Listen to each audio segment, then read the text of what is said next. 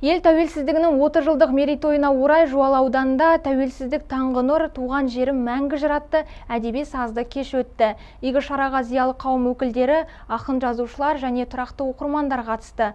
Рухани кеш аудан әкімінің құттықтау сөзімен басталды. Ары қарай кеш қонақтарына кезегімен сөз берілді. Онда ардагер ұстаз, аға әжелер халықтық этнографиялық ансамблінің көркемдік жетекшісі Күміс Пармашқызы, әлем халықтары жазушылар одағының мүшесі Сәбит Дүйсебаев, жуалылық жерлестерін ұлық мереке тәуелсіздіктің 30 жылдығымен құттықтап, ақжарма тілектерін ақтарды.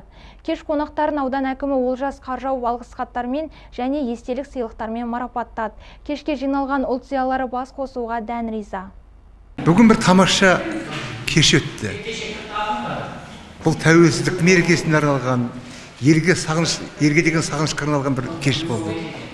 Мынау Алматы мен Боралайдың ортасында салынған бір алтын көпір болды. Мынау 30 жылда Жуалы ауданында көптеген игілік істер жасалды. Еліміз үшін, халық мүддесі үшін, экономикада, әлеуметтік жағдайда.